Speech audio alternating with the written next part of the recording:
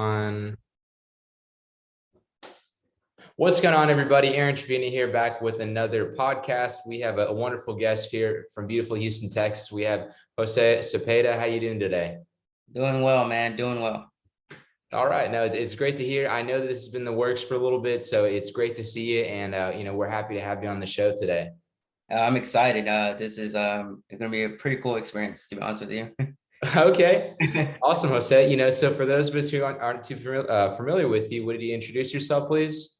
Yeah, my name is Jose Cepeda. I was not originally born from Houston, Texas. If you guys are aware of Lake Jackson, Clute area, or Freeport area, that's where I'm originally from. I a United States Marine Corps veteran. I served the country for 4 years, and now I'm in business and financial services. So that's a little short intro of me. But I'm also married. We have two wonderful pets. I got a turtle and a wonderful dog that's completely spoiled out of nowhere. But hey, dogs are always best. Dog's best man. But in this case, it's more my wife. It caters to my wife more. I'm going to give you a real tough question. Which one do you like more, the turtle or the dog? I want to say the turtle, because he doesn't try to escape. Because my dog, um, he likes the backyard. I have a big backyard, but he finds ways to get out, and he wants to do is sunbathe in the front. And I'm like, I can't trust you because we're living on the corner of the street, and if you get ran over, I'm a dead man. My wife will probably never forgive me. She said I think she one time told me like I would divorce you if this dog dies. Oh man. All right, I guess you got to take care of that dog then, right? Oh yeah, he has 5 beds, just like No, I love it. I always find it funny. I guess we're not supposed to have favorites amongst our pets, but everyone does, right? Yeah, I mean, I know my wife. Just put it this way, I can disclose this. He's gonna get about $10,000 if I were to pass away. Just so, and it's in my will. Just put it that way. Oh man, I love it. That's so funny. No, it's neat that you're also from the Houston area as well. I know not Houston, but in the area. And I'm curious, what got you into this line of work? When you were a kid, did you kind of see yourself going into this, or what led you into it? Well, actually, I guess that's where my story begins, right? Like, I mean, technically, growing where I was growing up, right? I was not getting into the financial service business at all. That was never near my radar. I just noticed as a kid, I noticed around my area is either you work two jobs or you're trying to get in the chemical plants, either contractor or operator. And the thing is, I knew at a young, I grew up maybe lower middle income class. I'm talking about like mom just making it. Single mom, two boys, and my mom literally taught me what hard work really is. So if you're a single mother out there, I really commend you. I see the fight of every single mother, or just even a single parent. I definitely feel for them. So I knew at a young age, I was like, no matter how smart I was, or even how academically I will be good. I knew neither way my mom would say, like, I'm gonna send you to college. I'm gonna send you to college. I see you being a lawyer. I see you. She actually is so weird because she actually spoke out to exist, and I see you in a suit, and she just think lawyer, right? But the thing is, it was really weird. It's like I don't want you to find a career that's you know backbone breaking, kind of do like what I'm doing. And then, of course, eventually, she found my stepdad, and everything got a little bit better. But before those times, at one point we did like my real dad was really abusive. So he was really abusive, and my mom left him everything. So it was just us, me and my brother, and my mom. And she worked three jobs. At one point during those three jobs, I actually lived in a dumpster for a couple weeks. So you can say I was kind of homeless at one point. But what that taught me is like a lot of hard work and whatever you want to do. If you, I think that's one of the biggest things that my mom instilled in me is that when you do something and you want to achieve something, you just go for it and don't look back. But just going through, just at that experience and actually some people don't even know this, even my closest friends don't even know this. But I'd rather just put it out there. At one point, I did not go to school because I was afraid they might smell me and I smelled like trash. So I was like, oh my God, I'm thinking I'm probably not even gonna graduate at this rate kind of deal. Just graduate high school. But in my hometown, I saw the two options and I'm like, you know what? Mom wants me to go to college and I don't see how she's gonna make it. I knew the finances, right? And from that point, I was like, you know what? I need an answer. So strangely, my brother joined the Marine Corps. I didn't know what the Marine Corps was at that point. I did not know. I did not know. I just one day, my brother, my mom was telling me actually, hey, we're gonna go see your brother. He's in California. I'm like, okay, whatever. I'm like a 16-year-old boy at that time.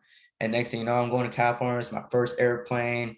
I loved California. And then back in the days, we had a digital camera kind of deal. So I was like taking snapshots from my Facebook and all that. Uh, so um, from that point, I just saw, I noticed um, him graduate being a Marine. And it took me back to my third grade teacher. And this memory constantly plays sometimes. My third grade teacher asked the class, what do you guys want to be when y'all grow up? Everyone was saying policeman, firefighter, lawyer, all this stuff. I'm thinking, I don't know. And I just see it just around the circle. I'm like, oh my God, I'm next, I'm next, I'm next. And next time I'm like, oh my God, oh my God, oh my God. What do I say? What else do I just say? Some random career. But I don't know. Me, I'm thinking at that time, Pokemon, the anime stuff, or just even I was thinking Batman, Superman kind of deal. So the first thing that popped out of my hair is a hero, superhero. I just said superhero. So and from that memory, I was like, okay, I want to be in service or a hero to somebody, right? Or just be in service to somebody. So I joined the Marine Corps.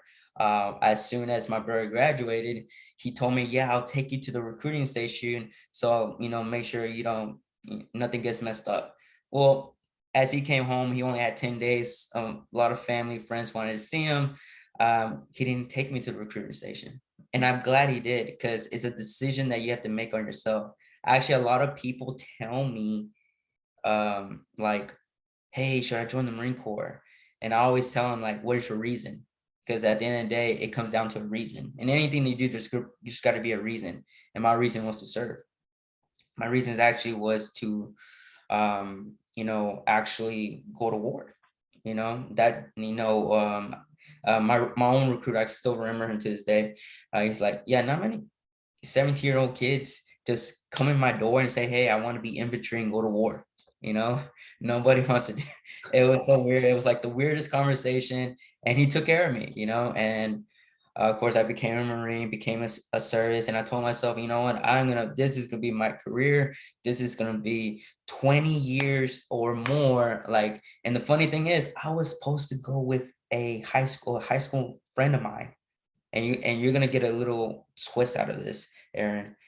I'm doing 25 years in the Marine Corps. And guess what? After 4 years, I left, and my buddy, who I'm supposed to go with to boot camp with, is still in the service. He's like, I'm doing 25 years. The roles flipped. Funny how that happens, huh? Yeah. And it was and when I got out, it was kind of bad, man. It was bad. Because like I said, I wanted to do 25 years. The reason is because there was at that time when I was getting out, the Marine Corps was downsizing. They declared peacetime, meaning there's no more war. and it was a bummer because I was trying to change jobs. You know, when you're getting out, the only thing that you know has to pull really a trigger. Not much jobs you can offer, right? So if you guys, if you ask me if you want to join the Marine Corps, I'll say if it's not wartime, I'll say Air Force. They got more, you know, more similar jobs in the Air Force versus the Marine Corps. Like I said, I'm not really much bias on that, but ultimately, um, it's just the role switch, and I was pretty upset. I went down to a downward path, really, how I got into this industry. Imagine this, Aaron. You went off to the military, 4 years flew by, and the people that you graduate with, 4 years, people that go to college, they maybe get their bachelor's or maybe going into masters, right? Yeah, I felt like I graduated high school still. Switch of Mm. mind, right? And I felt really depressed, to be honest with you. I felt depressed um, to whereas like I didn't want to do anything. My wife, she was my fiance at that time. She thought it was her, and it was just a whole mess. I had I was in a really bad place. But when I got out, I'm thinking I want to go into business, but I don't know what. And at the same time, I was like, hey, I'm a guy that needs to work, right? So I need to make some income. So luckily, my mother-in-law hooked me up with a job in the plants. How strange that thing is. I did not want to go to the plants, and I got into the plants.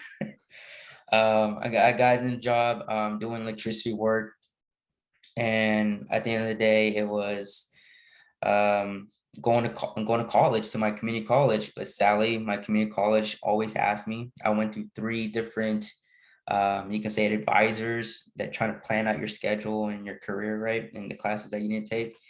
Um, and they all told me, "What do you want to do in plants? What do you want to do in plants?" I'm like, "I don't want to do nothing in plants. I just want to do business." You got a business class. They had one business class, and this is where it changed everything. I knew I wanted to do business, but I didn't know what. I don't know what business was. I didn't know what the word entrepreneur was. I did not know none of that. And then I took this business class. It was like a late class that started around 7:30. Um, and one day, it was in the midst of fall semester. I asked the professor, and I'm like, "Hey, I'm not gonna disclose his name, but I asked him, like, hey, if I were to get a business degree, a 4-year bachelor's degree of business or whatever it may be, or MBA, how does my life look like? What path or career path will provide for me?" It's like, well, if you're lucky, you could be an executive of a company if you're lucky, or if you're good in whatever company you work with. You may be a manager easily. If you're really good in time, you may be a CEO if you're lucky. I'm like, you keep saying lucky. I asked them lucky. I'm like, what do you mean?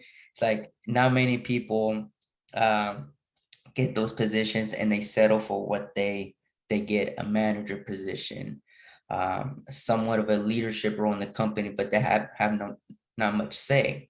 And I asked them, like, well, doesn't this degree help you build a business? And I'm like, he's like, no. And he's like, no, son. He called me son. And he's like, no, son, that's entrepreneurship. I'm like, what's that? It's like, someone, people that take risk and build their business. And he was telling me all what entrepreneurship was.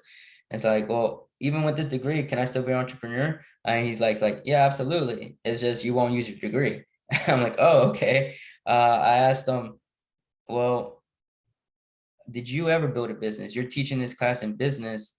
And I'm like, it's like, son, that's actually one of the biggest regrets in my life. And this man was 64 years old. Mm. And he said,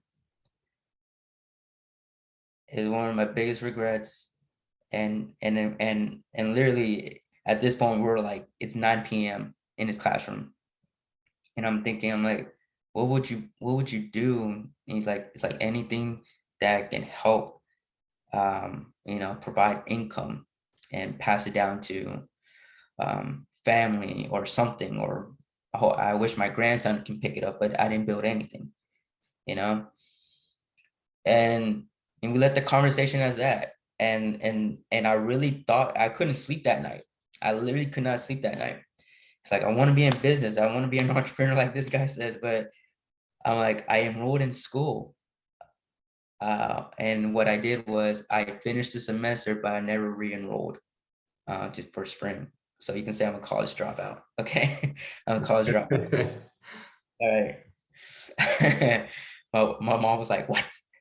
Gotta do. Uh, and then I was still in search. Like, and then next thing you know, my wife literally had a cousin that was in Houston. Like I said, all this time I'm still in my hometown. Okay. All this time. And my wife was like, hey, I'm gonna go spend time with my cousin. She's like, I'll make it fast. I'm like, no. Like, you haven't seen this cousin in a long, long time. For some reason, God was telling me, stay the whole entire weekend. She's usually wants to be with me, like, and she thought I was playing mind tricks on her. Like, no, babe, like, go spend time with her. It's her birthday. Don't don't come back till Sunday night if you have to. And luckily, because of that weekend, she spoke to her cousin, and her cousin, and of course girls chat, and they're gonna talk about me and her boyfriends, whatever, gossip girls and all that. Like, well, I know somebody that's in business for 25 years. And I'm like, and then it's like, I'm actually gonna see him tomorrow. It was Saturday. It was Saturday. Me, I still don't know anything. And my wife met this gentleman, and from there, I was like, yeah, I'd like to meet your husband. And next thing you know, my wife calls me on a Sunday, and I'm kind of typical Hispanic guy with the whole family having a barbecue kind of deal. Gotta have a good barbecue in Texas, right? Yeah. And she calls me. I'm like, hey, honey. I'm like, yeah, honey, I got something that's gonna change your life. I'm like, what are you talking about? And I'm like, I got someone that probably can help you what you're looking for in business. And I'm like, okay, great. And then it turns out this gentleman, I actually called him before. It's like, hey, I'm gonna be on the podcast. Can I say at least your name? I was like, yeah, his name is Alex. And I'm thinking, part tall dude, part buff in a suit kind of deal. And I'm meeting him, was in the middle of the week. And guess what? Next thing you know, I'm with my wife, her cousin, because they're gonna link us up together, kind of deal. And then next thing you know, I just see a small Vietnamese Asian guy, and I'm like, "This is Alex," and I'm like, and I'm so grateful for that day, because he introduced me not only to business and what an entrepreneur really what it takes, but also he introduced me in the financial services business. He's actual financial advisor, has many multiple locations in basically New York, California, Hawaii. I think he has like over 29 different offices in majority of states and in financial services. And I asked him a lot of questions. And from there, my wife will tell you, if she was here, she'll tell you, yeah, I remember that meeting really, really, she'll tell you this. Her and her cousin were like saying messages with their eyes. I don't know how girls can do that. They send messages in their eyes, and they say like, these two are going to be long friends. So from there on, Alex became my very first mentor, and I got introduced into the financial services industry as of 2016. So you can say 6 to almost 7 years in the financial services industry. And what I fell in love with it is because just to backtrack, when I first got out of the military, I had a good chunk of change, but I didn't know how money worked. I did not know how money worked. I'm like, I don't know what to do with this. To be honest with you, I was in Japan. I call my mom on a satellite phone. That's what you do. You do a satellite phone, just to get something in the United States in the military. So guess what? I called my mom. I was like, "Hey, mom, I got X amount of cash. What do I do with it? Like, don't talk to me. I'm bad with money." So I'm like, "Who's good with money?" It's like, the only one I know that's good with money is your Uncle George. And Uncle George told me to just put it in the bank, open up some CDs, and that's it. I'm like, okay. If you guys don't know what CDs are, certificates of deposits, you can get them on banks or credit union, things like that, guys. And I did that. But I was so fortunate that someone taught me how money works, how financial works, what's out there, what can you do, and then it shaped my whole entire life. Not only just me personally, but also just starting business, and now 6 7 years later, now I have offices in New York, New Jersey, a few business partners there. I got a couple of business partners in Louisiana, business in California, Nevada, a little bit in Ohio, New Mexico, Houston, Texas, just Texas in general, over Texas. And yeah, and now it's like I said, business, financial services was never on my radar. It's just how I guess God pays the way. And now just that's how I got into it. I know it's a bit of a long story for that question, but that was you kind of at least the audience can hear my story. Yeah, no, absolutely. I love it. And it's funny because it seems like there's kind of a recurring theme with every low, there's always a high, right? Whether it was your brother saying, hey, man, I'm going to take you to the recruiting station. And then you end up going on your own volition, going by yourself, doing the military thing, coming out and finding your way. So I think that's pretty cool. Yeah, I mean, just to let people know out there, a lot of people ask me, what's the toughest thing that you did in the military? I can do a lot of things, but in reality, it comes down to mental toughness, you know? So if people ever ask me and come to me, it's like, well, what should I do in the military? I'm like, mentally, you got to be prepared for it. Actually, you cannot really prepare for it. It's more like, hey, can you withstand it? Yeah, no, absolutely. I can see how a lot of those, I guess those military lessons can, translate to what you're doing right now, right? Uh, Actually, the funny thing is, a lot of people say, "Oh, the military would have whipped you up in shape and kind of." Actually, to be honest with you, boot camp for the Marine Corps, which if you talk to a few military guys, they'll say, "Hey, the Marine Corps is kind of one of the toughest boot camps to get into," kind of deal.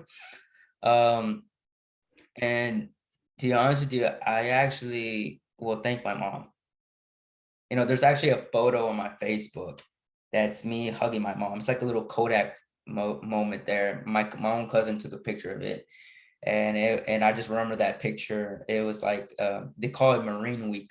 So the first like literally Thursday you get to see your family for the first time in 3 months, and then Friday you graduate and you go with them, right, for 10 days, and then you got to come back. You have specific orders where you need to go, but I remember that moment, and I look at the picture. I actually have it in my vision board right there, and I remember that conversation, and all I'm doing is smiling. You see me smiling, but my mom's like crying in tears. It's like it's a weird picture, but it's a loving picture, because I remember that conversation. She just said, "Why did my baby boy had to go out and be with these mean men?" Kind of, because I'm the youngest out of the two. Uh-huh. And all I just told her was I said, "Thank you. Thank you. Thank you for hitting me, disciplining me, everything I was in the wrong, teaching me anything that was like hard work, everything, because that literally made it easier. The only thing I had to worry about was the physical part, you know? So it was more my mom that kind of shaped me to not only in the Marine Corps, but also now in business, you Mm. know? That's it is really weird. I don't know, people, you know a lot of people say, you know they're fortunate to have income, but I always look at the other side. I look at as better, blessings in my life, that I was fortunate to have a mother that loved me, versus I know a lot of people's mothers that did not love them, that they wish, they crave that parent love or whatever it may be. I was fortunate. I mean, we didn't have much. Shoot, I wore I wore hand-me-down clothes on my brothers for like good 7 years, 7 years, all the way to seventh grade, to be honest with you. Yeah. But I was fortunate that I had at least a mom that loved me, and she wanted the best, and she'll sacrifice. And that's what taught me, like, and if you look in business, you got to sacrifice something, or like to say a lot, though I'm pretty sure you see them airing on Facebook, those inspirational quotes and things like that, like paying the price kind of deal. But I Yeah. just, like, a lot of people don't understand what that really means, you know? I'm sorry, I know this is your podcast, but what does paying the price for you mean? Yeah. Yeah. Of course. I mean, really just getting, maybe it sounds cliche, but, getting comfortable being uncomfortable, right? So it's one thing to know you have something to do. And, of course, you can chill out, you can watch Netflix, order takeout. But at the end of the day, in the back of your mind, there's something you have to do. Yeah, exactly. Like for me, that's your definition of paying the price. Me, my paying the price is, hey, I'm gonna literally party. There's gonna be some days I'm not gonna be there on the good times. Meaning people, family get-togethers, birthdays, things like that. And I'm gonna pay the price. And but the thing is, a lot of people pay the price in small deposits. Yeah. Actually, you need to make that big chunk, make that decision, and actually go forward with it. I'm telling you, like I was in my business for a good 3 or 4 years, and I was paying the price in deposits. I got little wins here and there, and then it just goes down, and it picks back up, and then it goes down, and then it wasn't until I made a decision. I paid the price in full. It's where my business inclined. To be honest with you, like my whole entire agencies, or even just overall, because we're an umbrella of a company that offer, my business offices and everything. Actually, the whole entire company in itself last year paid out $1.2 billion to people like myself during a pandemic time. You know, Wow. That's incredible. That's a heck of a lot of money too, especially during that time period. yeah. And the thing is, I was asking a lot of people, it's like, what was you doing last year? Like some people, I was looking for a job, looking for an income or whatever it may be. I hope, during these past couple of years, people can understand that a lot of people say a job is security, right? But actually you're just literally one paycheck to be not secured, if you have a job, you know? So it's like, if you're listening to this, like I would say, like, hey, look for, something that's gonna benefit not only you and your family, but possibly something down the line, maybe your grandkids, to build business or something, you know. So that's a good advice that I learned, that was taught to me about 4 years ago. Yeah, no, absolutely. And it's funny you mentioned that distinction, really of what's happened over the past few years. It's really shaken people at their core, it's like maybe there's another way to do something or another way to approach something, another way to think or work. And it's interesting that we're beginning to have those conversations now. Yeah, it's actually a little bit more easier now, to be honest with you, to talk about business and entrepreneurship, because everyone was so looking forward to, like, getting that good career, or that good salary, or whatever it may be. Some people were just comfortable being okay until this pandemic, and they just realized that, hey, I need a plan B. And guess what? There's a lot of plan Bs out there, but I always say, like, hey, do something um that's gonna benefit not only right now, but to um go generations. And like you probably hear a lot of generational wealth and things like that. I say, like, everyone asks me, what's my dream? What's my dream? And I'm like, no, I have a God-sized dream. I got a huge God-sized dream. And my God-sized dream is, I hope someone can think bigger. I hope what I'm about to say, people think bigger, because the bigger you think, the more you probably achieve. My God-sized dream is really that my business can pass down not to my grandchildren, but down to like maybe 7 lines of great grandchildren. I want my great great great great great great great grandchildren look at maybe the family mansion, and they look at, and it's me and my wife. Is because great great great great great grandpa and grandma started a business, and changed our whole entire family legacy. And that's why we have this. We have, we live in a nice, beautiful mansion or pavilla, whatever it is, or our whole entire family has this because they made that decision. They made that choice. They paid that price, right? They paid, the ultimate sacrifice. And sometimes people think of ultimate sacrifice like blood and gore kind of deal. No, like the sacrifice is like maybe some time, like you were saying, Aaron, like I can easily watch Netflix and call it a day, but right now we're here at 9 p.m. doing a podcast, sharing wisdom to others, to your podcast. And, it's going to probably benefit a lot of people. And that's the thing. And actually just going back to the military, I want to be in a service. I want to be in a business that I can service people, a lot of people look at financial services to like, oh, you're looking for people that money. No, I actually want to teach to people that really have not started anything, or just, have something, but don't know how it all works. I want to teach those people, and majority of that's middle income class families, right?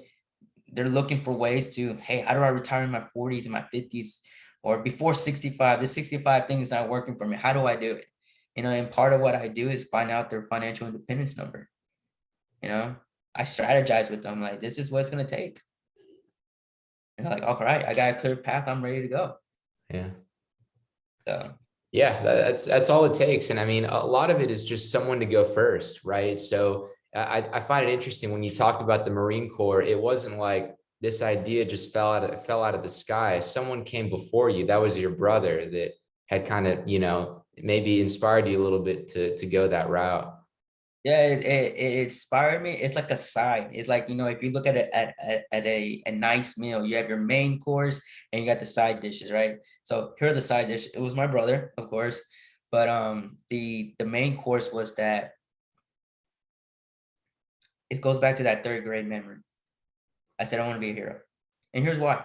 Because in high school, by the time you're hitting your junior year, sophomore year, they say senior year is your most important year, but where I'm from, it's the most lax year. Usually your sophomore year is the most important one, because that's where college look at your academics, right?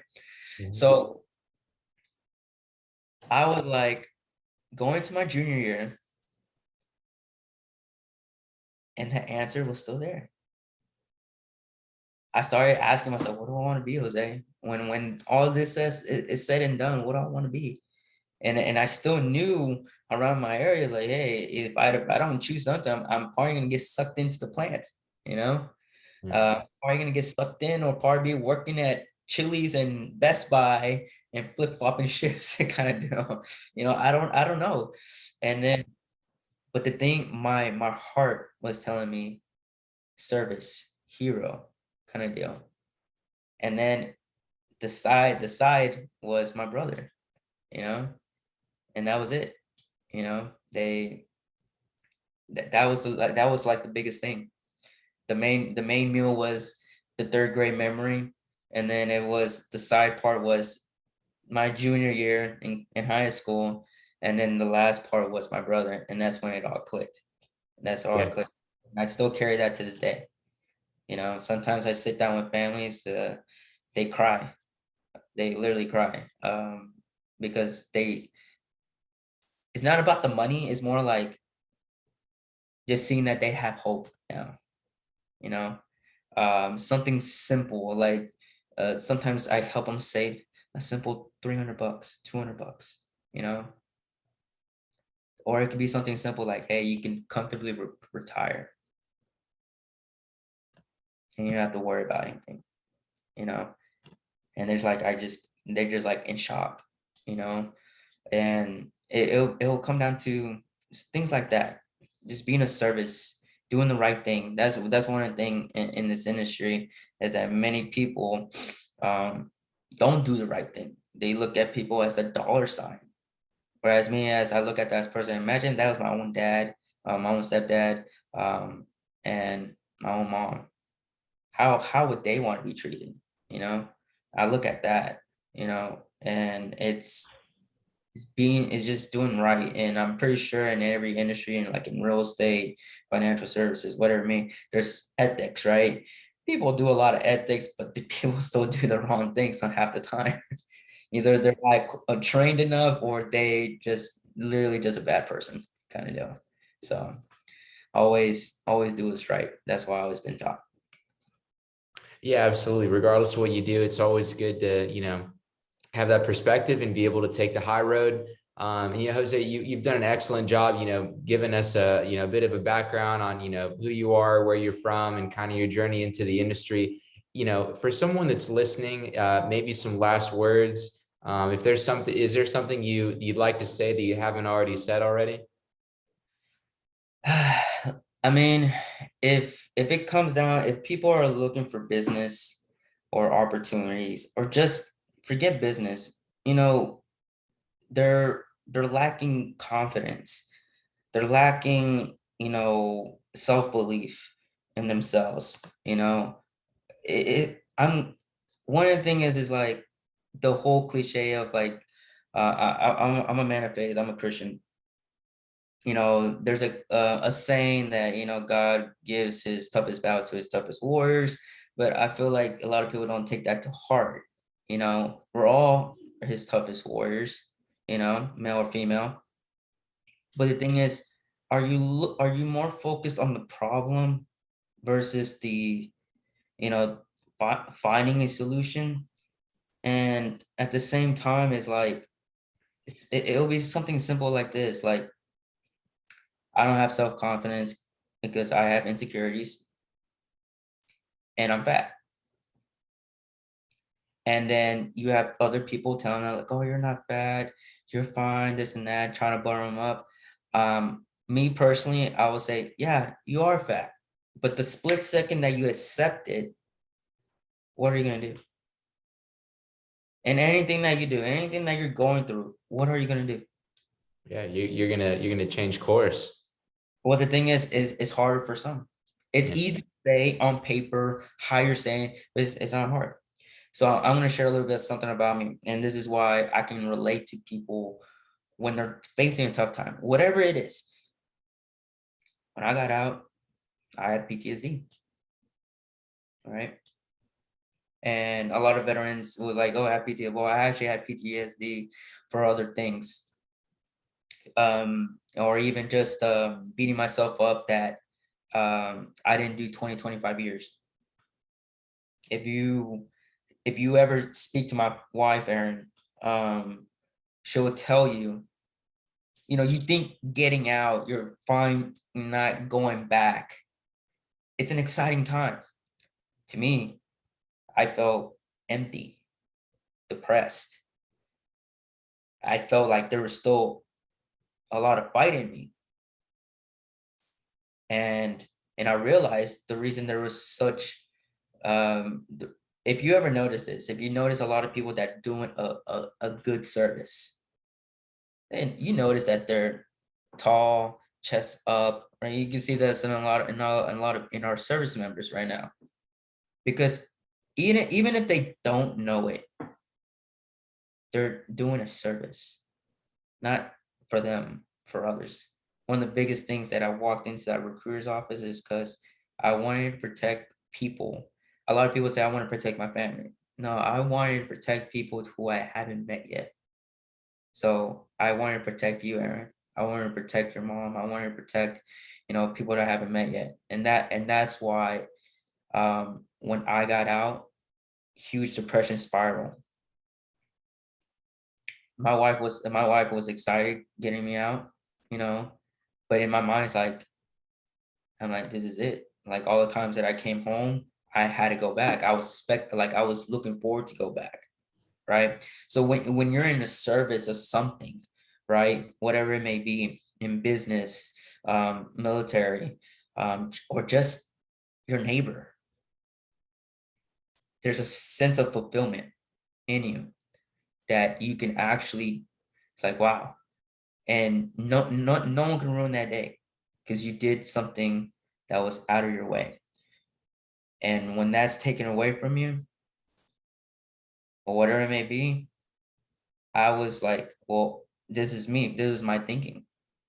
I'm not going back. There's no plane ticket back. There's no return date. There's no orders. There's nothing. What do I do? It's like all this time you knew your path and the path is end.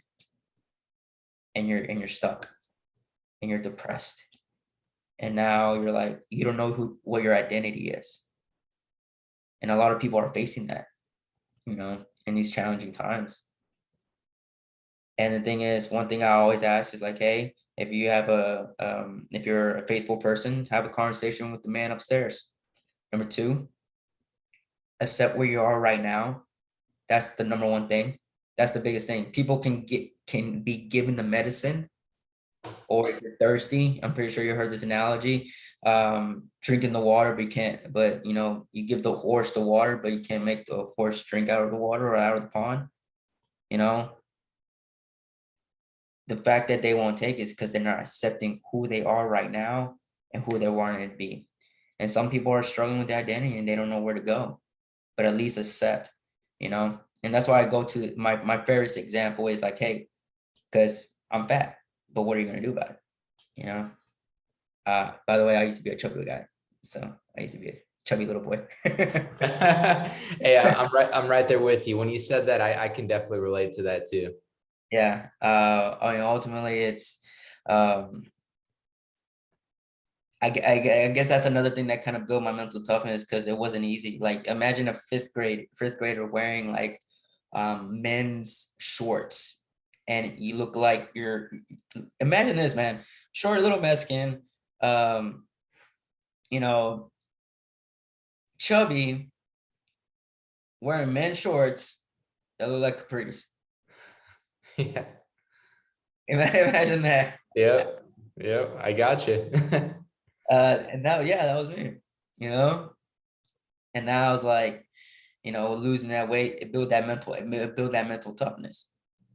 So that's where I'm like, I'm pretty sure people during COVID, they gained some weight. And now I'm like, I was at one point, like in the military, I fluctuated my weight from 140 to 160. The highest I ever went to was 180. Now imagine this, like I never been 200 in my life, but I was 198 during COVID. I was like, what the heck is going on? Yeah. And then I just like flipped the switch, right? Once you've done it and you build that habit, you can flip the switch, and guess what? Now I'm back to like 174. That's awesome. So yeah, man. Any more questions? Yeah, no, I thought it was interesting when you mentioned the gaining weight and the weight loss. It's cool that you were able to, like you said, basically flip that switch and say, hey, I can go back. You know what I mean? I've already been there. I've already been in that good physical condition. I just have to flip the switch and be able to go back. Yeah. Another thing with that is like, a lot of people can flip the switch, but they stay in the past. Does that make sense? It's like, oh, I remember I used to do this. Well, remember, you were probably 5 years younger before then. So you got to, like, it's easy to do the regular stuff, but now you got to adapt to where you're at right now. So it's like saying like, I don't know if you, it's like saying like the famous high school quarterback.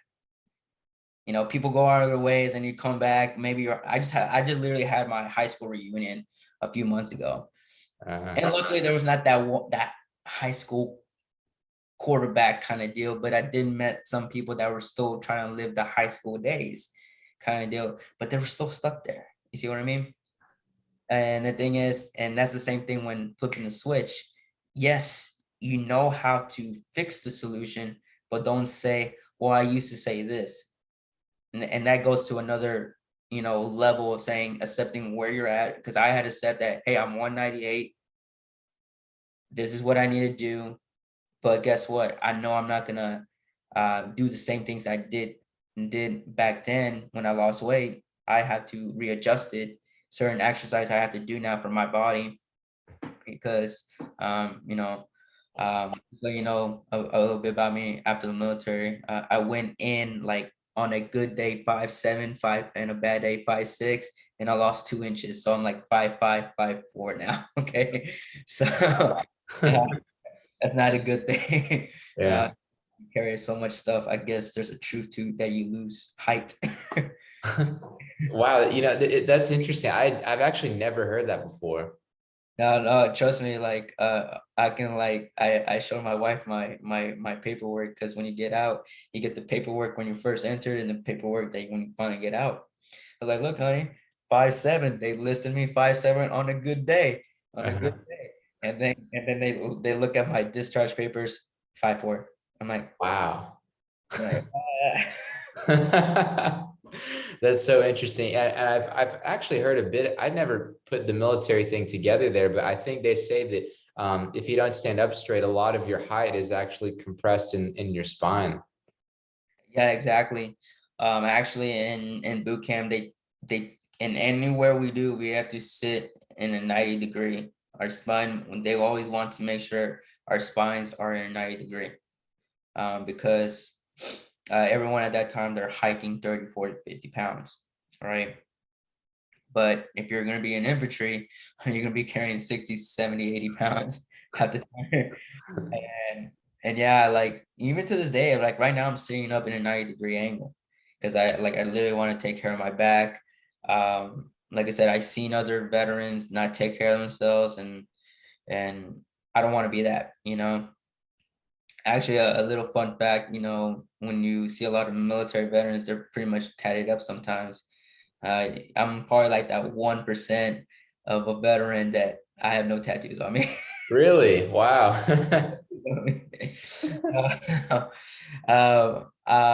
Yeah, like so I'm not sleeved up or anything like that. Yeah. So I'm that 1%, I guess. The 1%. Yeah, even you could say like if you ever meet another Marine, they at least tell them this, Aaron, just for a question.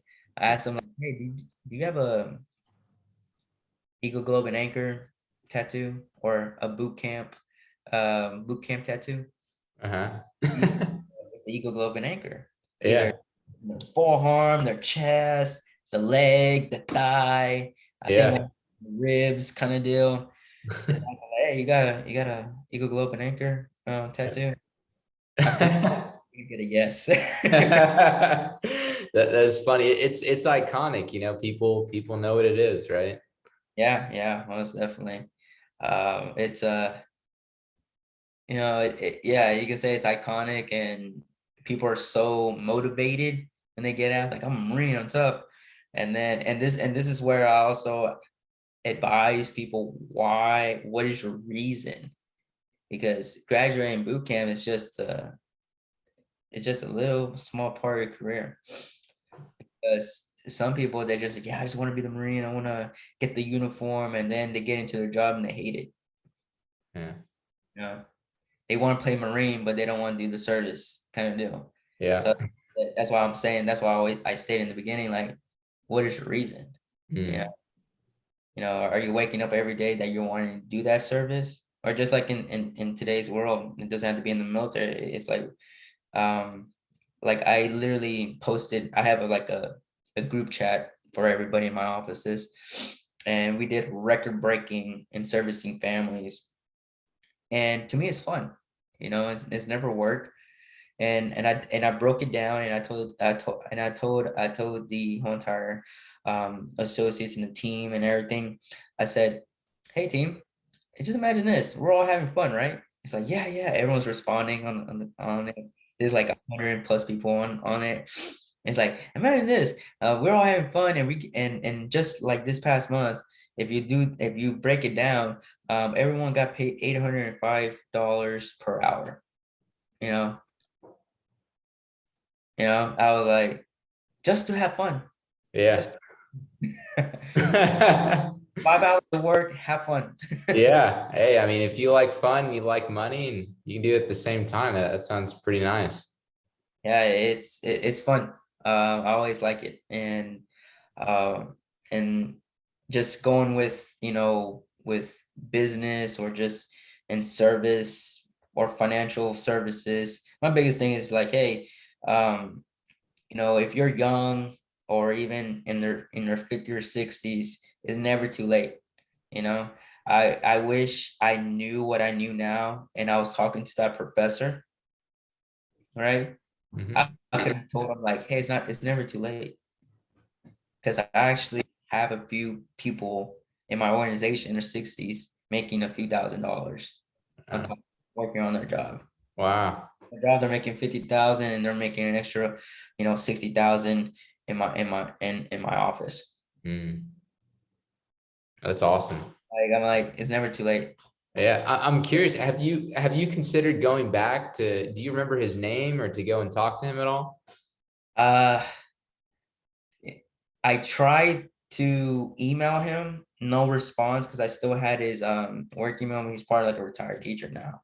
Mm, Um, I never got to ask him because some of these teachers are like in the outskirts um of my smaller town. Like, you know, if you knew where Freeport, Clute, Lake Jackson is, there's like outskirts of other towns, smaller towns mm, like Sweeney, Brazoria, things like that, way down there.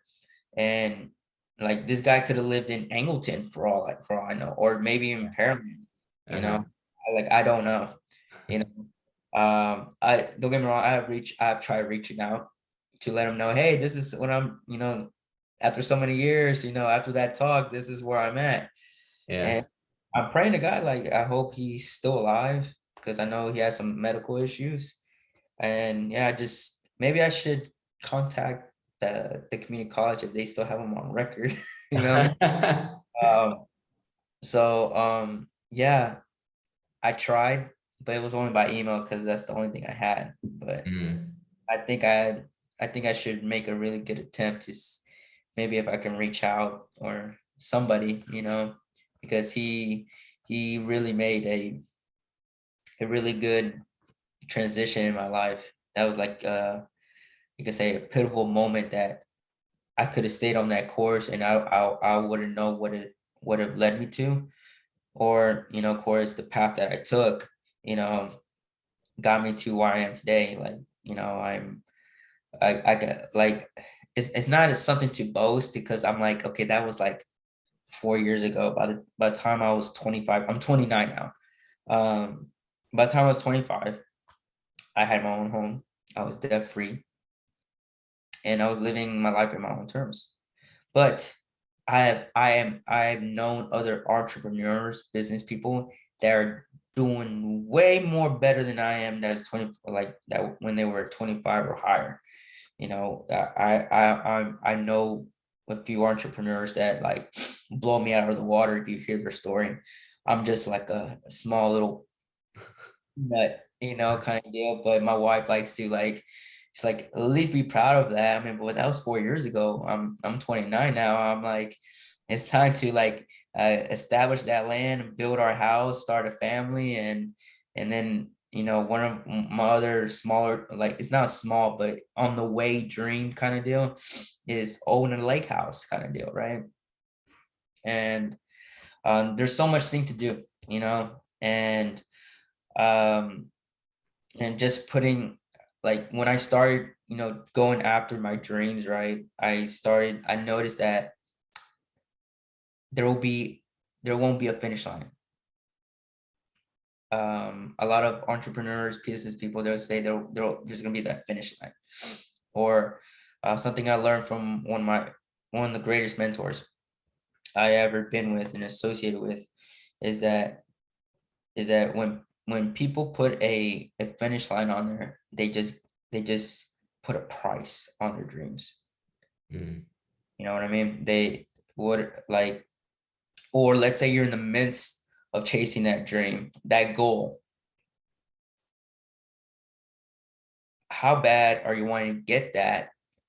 And then are you going to give up on the days that it was a terribly bad day?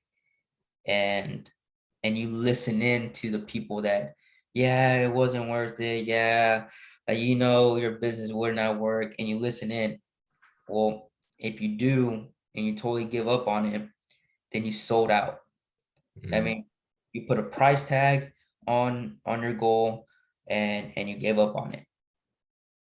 There was enough money to buy you out, you know. And that's what I'm saying. Like, let's say you do achieve these goals, right? Let's say you become 3 million, 4 million, 1 million, you're a millionaire, right? But then you stop. It's done. Like, you don't go after it anymore. And then that will tell you that you put a price tag on your whole entire life.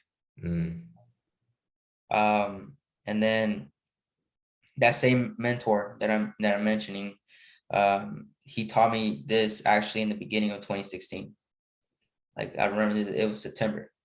Iconically, well, actually not iconically, but funny fact, actually, September is always a good month. Let me tell you why. September is when me and my wife started first dating. It's when I proposed to her. Is when she actually went out to what's called Houston, right? That's where we got married. I didn't start my business in September. That's the second thing. But what I'm about to say is when I heard in September, this mentor told me, things happen for you, not to you. So when I look back up to this day, that talk with my professor, that happened for me. Me not doing 20 years in the Marine Corps happened for me, because I've probably never been in business. And remember, my mom always saw me in a suit in an office, right?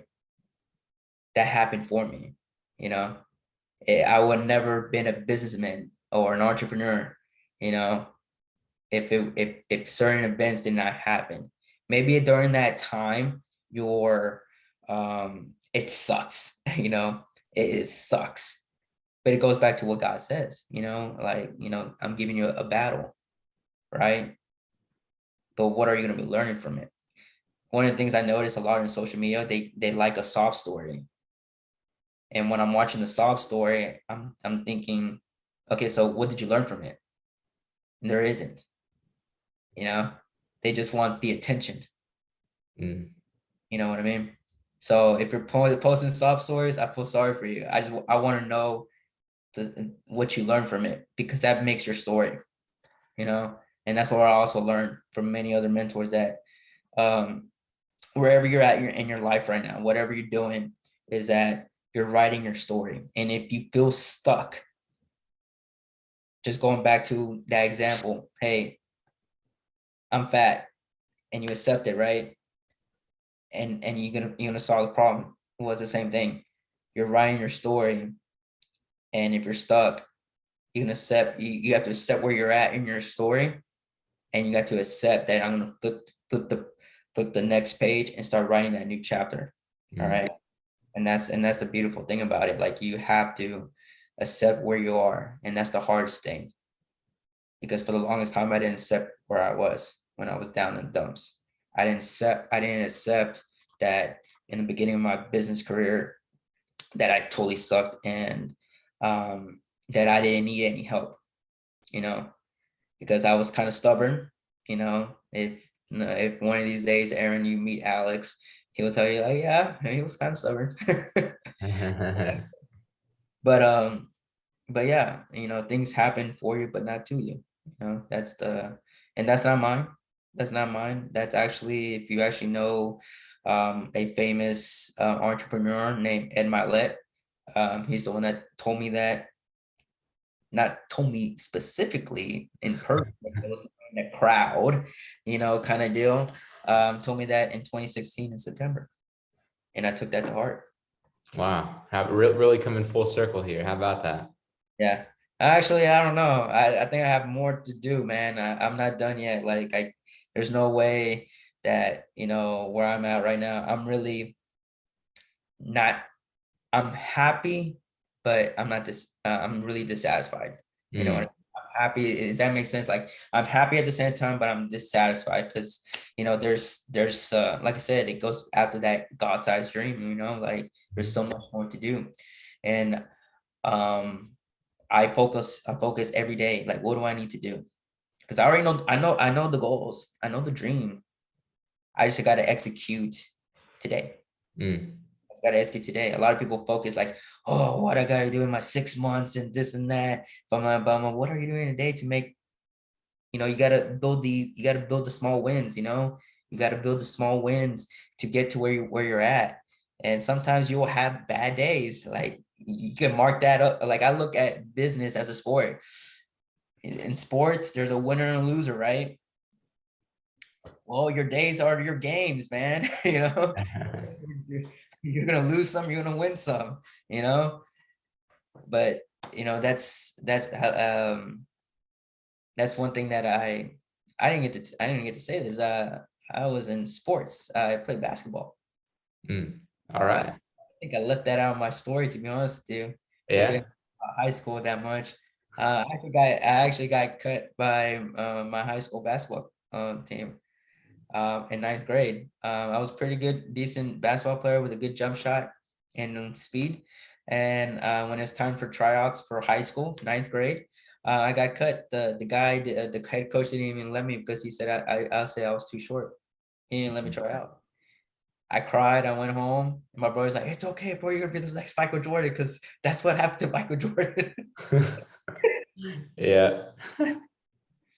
But sports taught me, that you know do a lot of hard work. Actually, that's where my a lot of my resilience came to be because when that happened, my mom literally spent she always had like 150 bucks left over, and she used part of that 50 bucks to buy us a not a gym membership, but I don't know if you like a recreation center Mm. membership.